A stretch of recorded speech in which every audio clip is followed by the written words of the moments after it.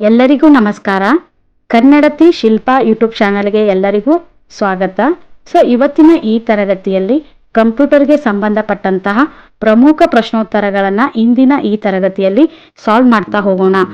ಈ ತರಗತಿ ಖಂಡಿತ ತುಂಬಾ ಉಪಯುಕ್ತವಾಗಲಿದೆ ನಿಮಗೆ. ನಾನು ಇವತ್ತಿನ ಈ ತರಗತಿಯಲ್ಲಿ ತೆಗೆದುಕೊಂಡ ಪ್ರಶ್ನೆಗಳು ಮೋಸ್ಟ್ ರಿಪೀಟೆಡ್ ಪ್ರಶ್ನೆಗಳಂತಲೇ ಹೇಳ್ಬೋದು. ಈ ಪ್ರಶ್ನೆಗಳು ಬಿಡಿಸೋದ್ರಿಂದ ಮುಂಬರುವ ಎಲ್ಲಾ ಪರೀಕ್ಷೆಗಳಿಗೆ ಈ ತರಗತಿ ಖಂಡಿತ ಹೆಲ್ಪ್ಫುಲ್ ಆಗಲಿದೆ. ಹಾಗಾಗಿ ವಿಡಿಯೋನ ಸ್ಕಿಪ್ ಮಾಡದೆ ಕೊನೆವರೆಗೂ ನೋಡ್ತಾ ಹೋಗಿ. ಮೊದಲನೇ ಪ್ರಶ್ನೆ ಹೀಗಿದೆ: ಈ ಸಾಧನವು ಮಾಹಿತಿಯನ್ನ ಸಂಗ್ರಹಿಸಿ ಸಿಪಿಯುಗೆ ಕಳಿಸುತ್ತದೆ. ಈ ಸಾಧನವು ಮಾಹಿತಿಯನ್ನು ಸಂಗ್ರಹಿಸಿ ಸಿಪಿಯುಗೆ ಕಳಿಸುತ್ತದೆ. Input, output, CPU, memory. ಈ ಪ್ರಶ್ನೆಗೆ ಸರಿಯಾದ ಉತ್ತರ ಆಪ್ಷನ್ 1, ಇನ್ಪುಟ್. ಈ ಸಾಧನವು ಮಾಹಿತಿಯನ್ನ ಸಂಗ್ರಹಿಸಿ ಸಿಪಿಯುಗೆ ಕಳಿಸುತ್ತದೆ ಅಂದ್ರೆ ಇನ್ಪುಟ್. ಕಂಪ್ಯೂಟರ್ಗಳ ಕಾರ್ಯನಿರ್ವಹಣೆಗೆ ಬೇಕಾಗಿರುವಂತಹ ಅಗತ್ಯ ದತ್ತಾಂಶ ಆಗಿರ್ಬೋದು ಅಥವಾ ಕಾರ್ಯಸೂಚನೆಗಳಾಗಿರ್ಬೋದು, ಎಲ್ಲ ಅಗತ್ಯ ದತ್ತಾಂಶಗಳನ್ನ ನೀಡಲು ಉಪಯೋಗಿಸಬಹುದಾದಂತಹ ಕಂಪ್ಯೂಟರ್ ವ್ಯವಸ್ಥೆಯ ಭಾಗವನ್ನ ದತ್ತಾಂಶ ಸ್ವೀಕಾರ ಸಾಧನಗಳು ಎನ್ನಬಹುದು. ಗಣಕಯಂತ್ರಕ್ಕೆ ದತ್ತಾಂಶಗಳನ್ನ ನೀಡಲು ಹಲವಾರು ಇನ್ಪುಟ್ ಸಾಧನಗಳನ್ನ ಬಳಸುತ್ತೇವೆ. ಅವುಗಳು ಯಾವುವು ಅಂದ್ರೆ ಕೀಬೋರ್ಡ್ ಆಗಿರ್ಬೋದು, ಮೌಸ್ ಆಗಿರ್ಬೋದು, ಆಪ್ಟಿಕಲ್ ಸ್ಕ್ಯಾನರ್ ಆಗಿರ್ಬೋದು, ಲೈಟ್ ಪೆನ್ ಆಗಿರ್ಬೋದು, ಜಾಯ್ಸ್ಟಿಕ್ ಆಗಿರ್ಬೋದು. ಇವೆಲ್ಲವೂ ದತ್ತಾಂಶಗಳ ಸಂಗ್ರಹಣೆಗೆ ನಾವು ಗಣಕಯಂತ್ರಕ್ಕೆ ನೀಡುವಂತಹ ಇನ್ಪುಟ್ ಸಾಧನಗಳಾಗಿವೆ ಅಂತಾನೆ ಹೇಳ್ಬೋದು. ಎರಡನೇ ಪ್ರಶ್ನೆ: HTML ನ ವಿಸ್ತೃತ ರೂಪ ಏನು? HTML ನ ವಿಸ್ತೃತ ರೂಪ ಏನು? Hyper text makeup language, hyper text markup language, hyper text merit language, hyper text Microsoft language. ಈ ಪ್ರಶ್ನೆಗೆ ಸರಿಯಾದ ಉತ್ತರ option 2, hyper text markup language. HTML ನ ವಿಸ್ತೃತ ರೂಪ ಏನು ಅಂದ್ರೆ ಹೈಪರ್ ಟೆಕ್ಸ್ಟ್ ಮಾರ್ಕಪ್ ಲ್ಯಾಂಗ್ವೇಜ್. ಈ ಪ್ರಶ್ನೆ ಅಂತೂ ತುಂಬಾ ಸಾರಿ ರಿಪೀಟೆಡ್ ಆದಂತ ಪ್ರಶ್ನೆ ಆಗಿದೆ ಫ್ರೆಂಡ್ಸ್. ಹಾಗಾಗಿ ಈ ಪ್ರಶ್ನೆನ ಚೆನ್ನಾಗಿ ನೆನ್ಪಿಟ್ಕೊಳ್ಳಿ. ನೆಕ್ಸ್ಟ್ ಪ್ರಶ್ನೆ, ಮೂರನೇ ಪ್ರಶ್ನೆ: ಇದರಲ್ಲಿ ಯಾವುದು ಅಂತರ್ಜಾಲದ ವಿಶೇಷತೆ ಅಲ್ಲ? ಇದರಲ್ಲಿ ಯಾವುದು ಅಂತರ್ಜಾಲದ ವಿಶೇಷತೆ ಅಲ್ಲ? ಇನ್ನು ಆಪ್ಷನ್ ನೋಡೋದಾದ್ರೆ email, news group, chat, designing. ಈ ಪ್ರಶ್ನೆಗೆ ಸರಿಯಾದ ಉತ್ತರ ಆಪ್ಷನ್ 4, ಡಿಸೈನಿಂಗ್. ಇವುಗಳಲ್ಲಿ ಯಾವುದು ಅಂತರ್ಜಾಲದ ವಿಶೇಷತೆ ಅಲ್ಲ ಅಂದ್ರೆ ಡಿಸೈನಿಂಗ್ ಅನ್ನೋದು ಅಂತರ್ಜಾಲದ ವಿಶೇಷತೆ ಅಲ್ಲ. ಕಾರಣ ನೋಡೋದಾದ್ರೆ ಇದನ್ನ ಹೊರತುಪಡಿಸಿ ಇಮೇಲ್ ಆಗಿರ್ಬೋದು, ನ್ಯೂಸ್ ಗ್ರೂಪ್ ಆಗಿರ್ಬೋದು, ಚಾಟ್ ಆಗಿರ್ಬೋದು, ಇವುಗಳೆಲ್ಲವುದಕ್ಕೂ ಅಂತರ್ಜಾಲ ಬೇಕೇ ಬೇಕು. ಅಂದ್ರೆ ಆನ್ಲೈನ್ ಮೂಲಕ ಮಾಡುವಂತಹ ಕಾರ್ಯಗಳಾಗಿರ್ತಾವ. ಡಿಸೈನಿಂಗ್ ಅನ್ನೋದು ಅಂತರ್ಜಾಲ ಬೇಕಾಗಿಲ್ಲ, ಇದು ಆಫ್ಲೈನ್ ಮಾಡುವಂತಹ ಕೆಲಸವಾಗಿದೆ.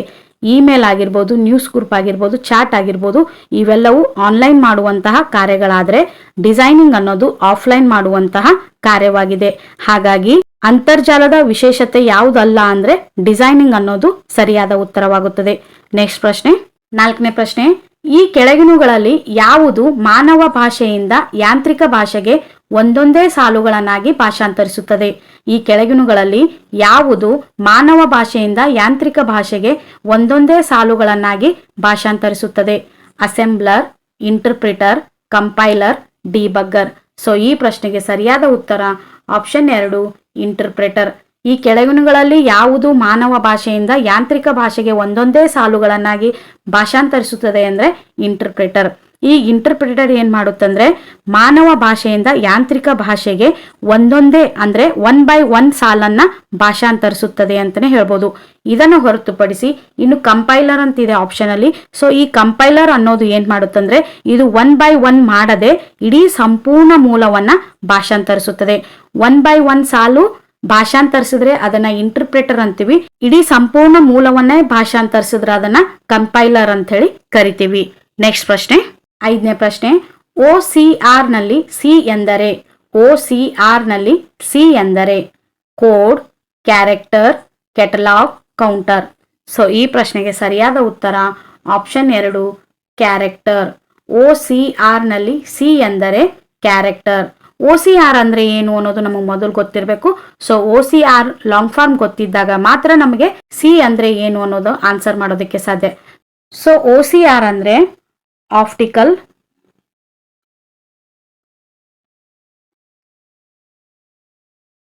Character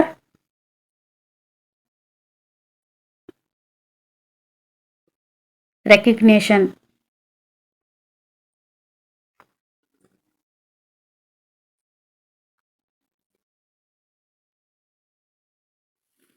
so OCR long form ನೋಡೋದಾದ್ರೆ ಆಪ್ಟಿಕಲ್ ಕ್ಯಾರೆಕ್ಟರ್ ರೆಕಗ್ನೇಷನ್ ಅಂತ ಹೇಳಿ ಅರ್ಥ ಕೊಡುತ್ತೆ.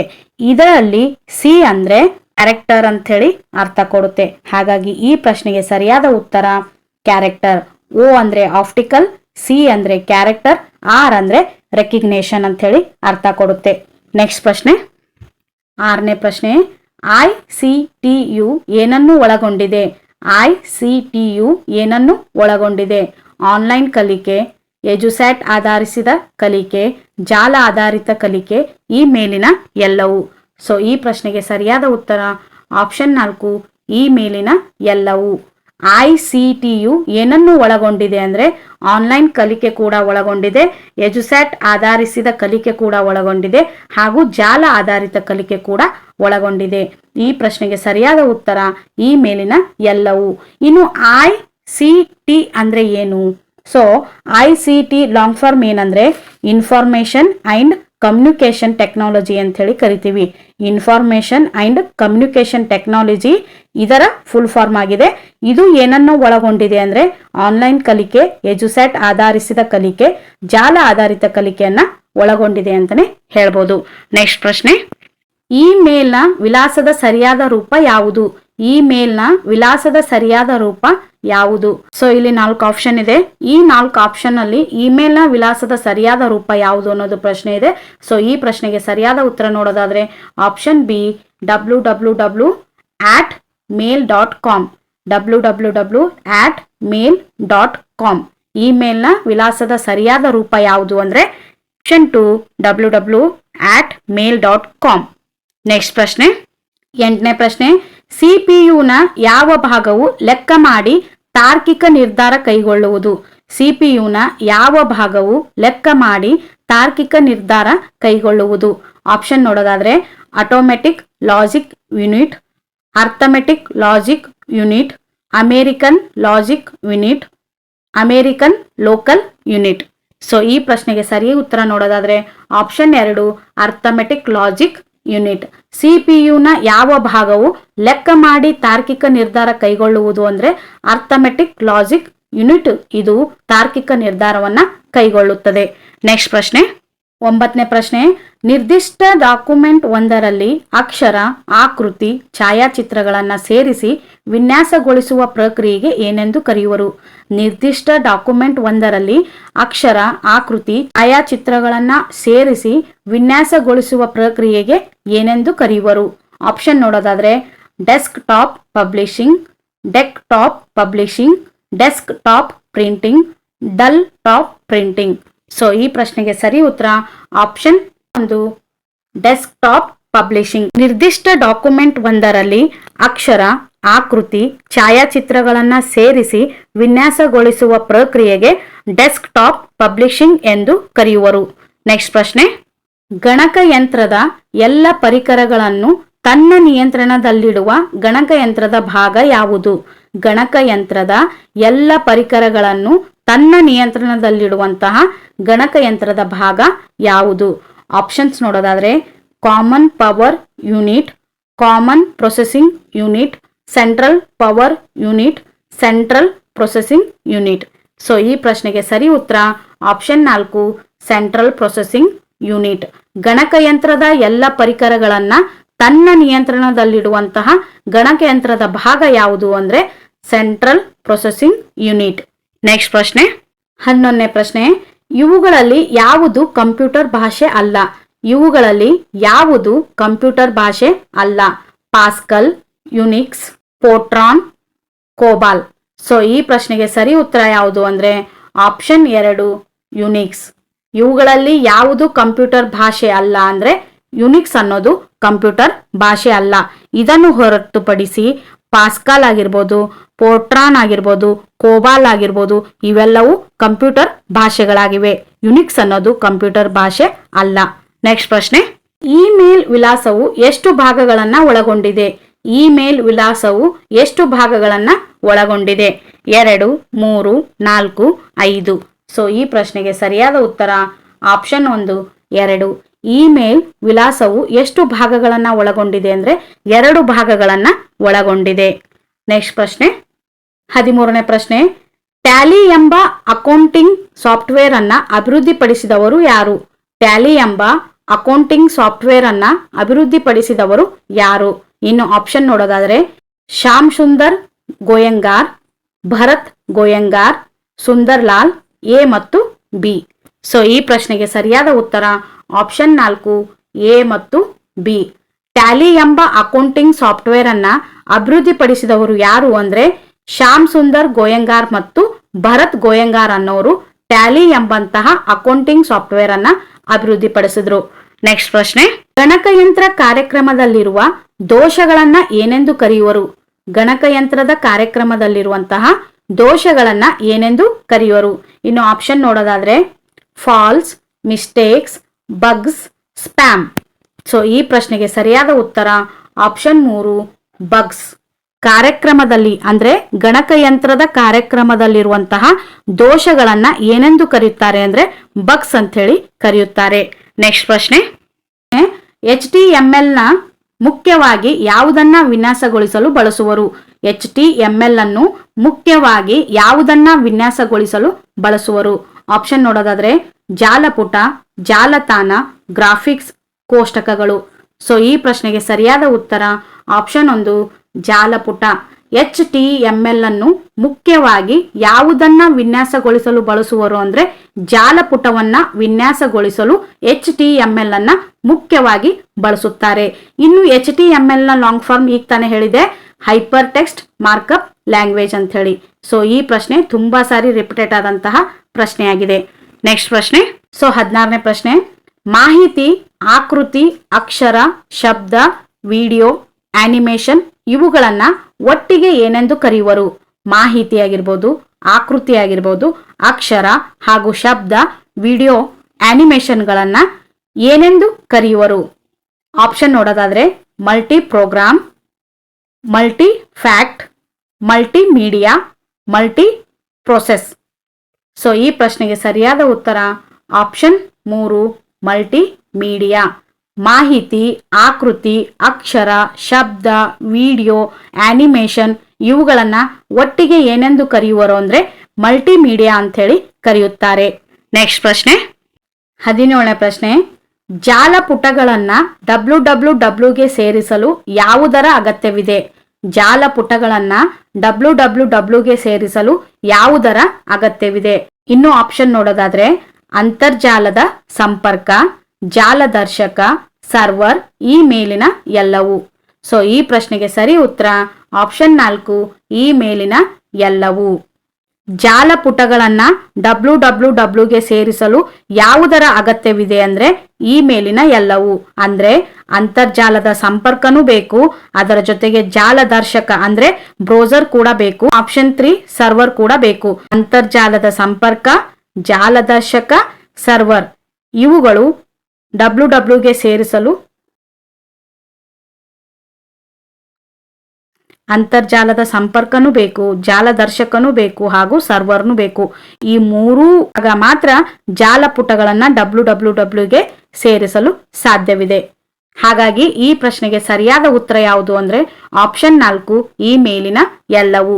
ನೆಕ್ಸ್ಟ್ ಪ್ರಶ್ನೆ, 18ನೇ ಪ್ರಶ್ನೆ, ಇವುಗಳಲ್ಲಿ ದತ್ತಾಂಶ ಸಂಗ್ರಹಣೆಯ ಅತಿ ದೊಡ್ಡ ಏಕಮಾನ ಯಾವುದು?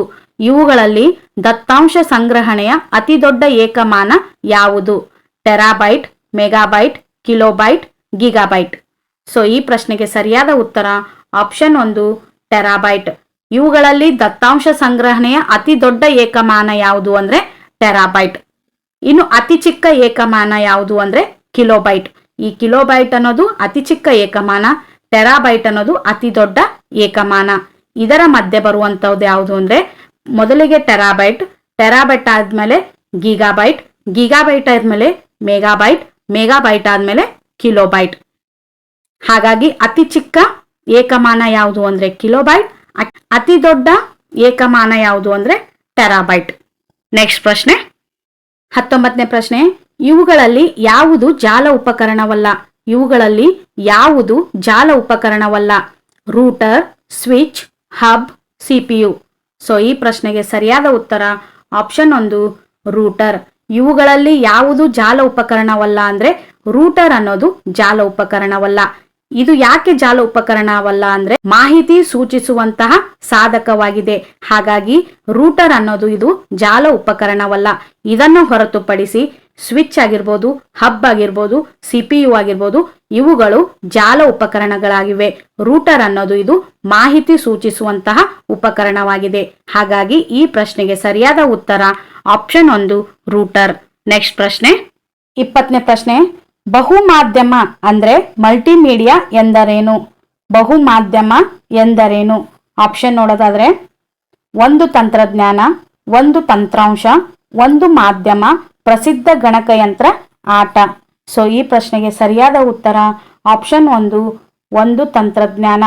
ಬಹುಮಾಧ್ಯಮ ಅಥವಾ ಮಲ್ಟಿಮೀಡಿಯಾ ಎಂದರೇನು ಅಂದ್ರೆ ಒಂದು ತಂತ್ರಜ್ಞಾನ ಎಂದರ್ಥ. ನೆಕ್ಸ್ಟ್ ಪ್ರಶ್ನೆ 21ನೇ ಪ್ರಶ್ನೆ, ಹೈಪರ್ ಮೀಡಿಯಾ ಡಾಟಾಬೇಸ್ಗಳಲ್ಲಿ ಇನ್ಫಾರ್ಮೇಶನ್ ಬಿಟ್ಸ್ಗಳನ್ನು ಯಾವ ರೂಪದಲ್ಲಿ ಸಂಗ್ರಹಿಸಿ ಇಡಲಾಗುವುದು? ಹೈಪರ್ ಮೀಡಿಯಾ ಡಾಟಾಬೇಸ್ಗಳಲ್ಲಿ ಇನ್ಫಾರ್ಮೇಶನ್ ಬಿಟ್ಸ್ಗಳನ್ನು ಯಾವ ರೂಪದಲ್ಲಿ ಸಂಗ್ರಹಿಸಿ ಇಡಲಾಗುವುದು?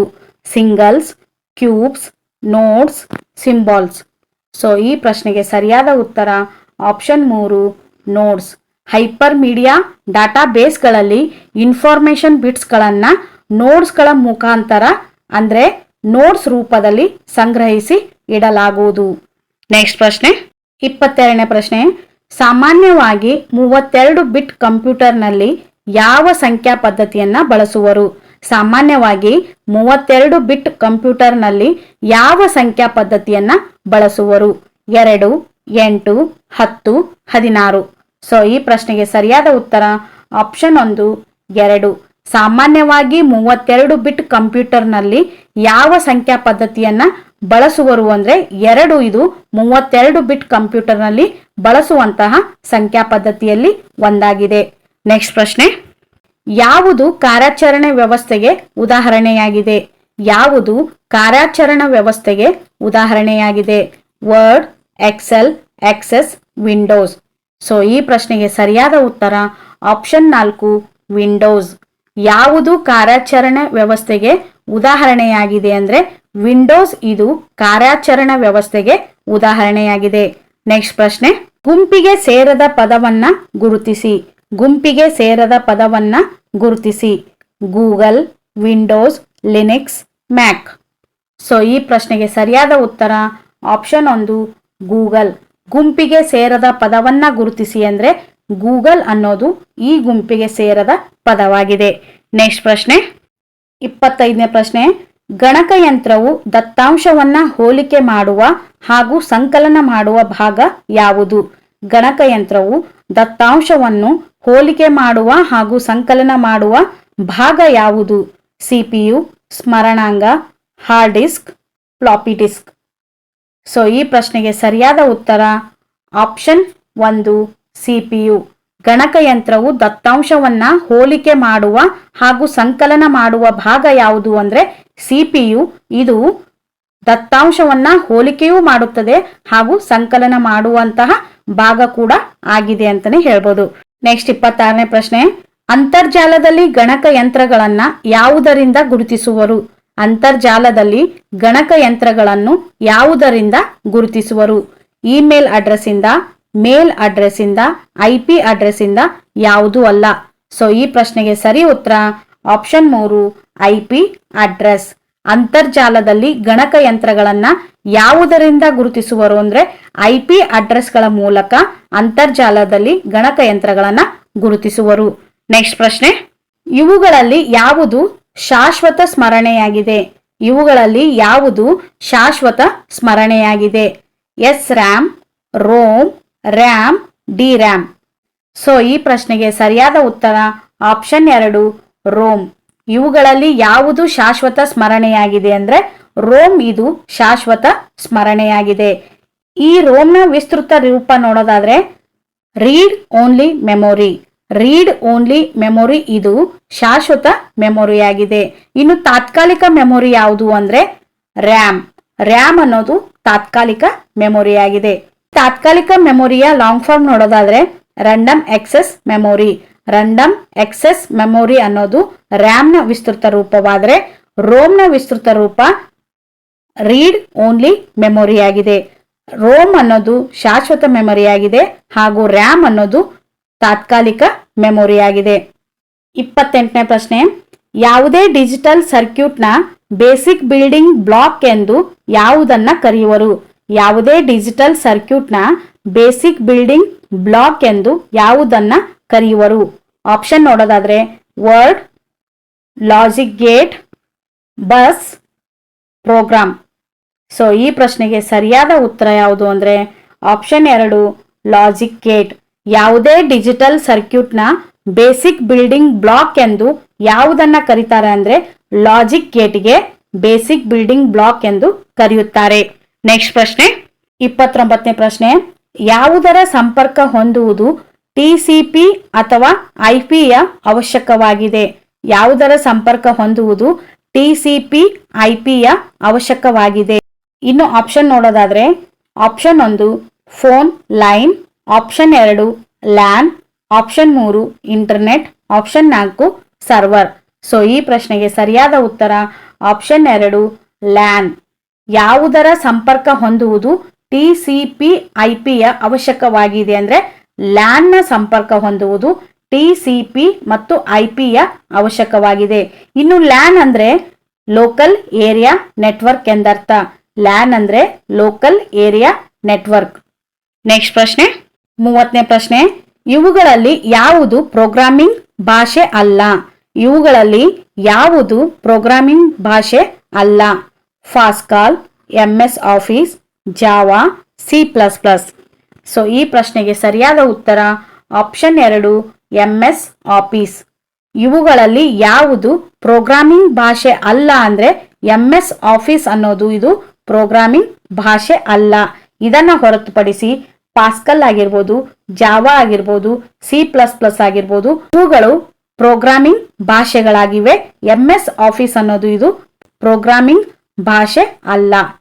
ಹಾಗಾಗಿ ಈ ಪ್ರಶ್ನೆಗೆ ಸರಿಯಾದ ಉತ್ತರ ಆಪ್ಷನ್ 2 MS ಆಫೀಸ್. ಸೊ ಇದಾಗಿತ್ತು ಇಂದಿನ ತರಗತಿ. ಈ ತರಗತಿಯಲ್ಲಿ ಕಂಪ್ಯೂಟರ್ಗೆ ಸಂಬಂಧಪಟ್ಟಂತಹ ಪ್ರಮುಖ ಪುನರಾವರ್ತನೆ ಆದಂತಹ 30 ಪ್ರಶ್ನೆಗಳನ್ನ ನಾನು ಇವತ್ತಿನ ಈ ತರಗತಿಯಲ್ಲಿ ಸಾಲ್ವ್ ಮಾಡ್ತಾ ಬಂದೆನು. ಸೊ ಖಂಡಿತ ಈ ತರಗತಿ ನಿಮಗೆ ಇಷ್ಟವಾಗಿದೆ ಅಂತ ಹೇಳಿ ಭಾವಿಸ್ತಾ ಇದ್ದೀನಿ. ಯಾಕೆಂದ್ರೆ ಇವೆಲ್ಲ ಪ್ರಶ್ನೆಗಳು ಮೋಸ್ಟ್ ರಿಪೀಟೆಡ್ ಆದಂತಹ ಪ್ರಶ್ನೆಗಳಾಗಿದ್ದು ಹಾಗಾಗಿ ಈ ಪ್ರಶ್ನೆಗಳು ಖಂಡಿತ ನಿಮಗೆ ಯೂಸ್ ಆಗುತ್ತೆ ಅಂತ ಹೇಳಿ ನಾನು ಭಾವಿಸ್ತಾ ಇದ್ದೀನಿ. ಈ ತರಗತಿ ನಿಮಗೆ ಇಷ್ಟವಾದ್ರೆ ಪ್ಲೀಸ್ ಫ್ರೆಂಡ್ಸ್, ನಿಮ್ಮ ಫ್ರೆಂಡ್ ಸರ್ಕಲ್ ನಲ್ಲಿ ಯಾರೆಲ್ಲ ವಿಲೇಜ್ ಅಕೌಂಟೆಂಟ್ ಪರೀಕ್ಷೆಗೆ ತಯಾರಿ ನಡೆಸ್ತಾ ಇದ್ದಾರೋ ಸೊ ಅವ್ರಿಗೆಲ್ಲರಿಗೂ ಈ ತರಗತಿಯನ್ನ ಶೇರ್ ಮಾಡ್ತಾ ಹೋಗಿ. ನಿಮಗೆ ಈ ತರಗತಿ ಇಷ್ಟವಾದ್ರೆ, ಮನಸ್ಪೂರ್ವಕವಾಗಿ ಇಷ್ಟ ಆಗಿತ್ತು ಅಂದ್ರೆ ಪ್ಲೀಸ್ ಒಂದು ಲೈಕ್ ಕೊಡಿ ಹಾಗೂ ಶೇರ್ ಮಾಡಿ ಹಾಗೂ ತಪ್ಪದೆ ಸಬ್ಸ್ಕ್ರೈಬ್ ಮಾಡ್ಕೊಳ್ಳಿ. ಯಾರೆಲ್ಲ ಈ ಯೂಟ್ಯೂಬ್ ಚಾನಲ್ನ ಸಬ್ಸ್ಕ್ರೈಬ್ ಮಾಡ್ಕೊಳ್ಳಾರ್ದೆ ನೋಡ್ತಾ ಇದ್ದೀರೋ ಸೊ ದಯವಿಟ್ಟು ಸಬ್ಸ್ಕ್ರೈಬ್ ಮಾಡ್ಕೊಂಡು ನೋಡಿ ಹಾಗೂ ನಿಮಗೆ ಇಷ್ಟವಾದ್ರೆ ಶೇರ್ ಮಾಡ್ತಾ ಹೋಗಿ. ಈ ತರಗತಿ ಇಲ್ಲಿಗೆ ಎಂಡ್ ಮಾಡ್ತಾ ಇದ್ದೀನಿ. ಸೊ ಈ ತರಗತಿ ವೀಕ್ಷಣೆ ಮಾಡಿದ ತಮಗೆಲ್ಲರಿಗೂ ಥ್ಯಾಂಕ್ ಯು ಸೋ ಮಚ್.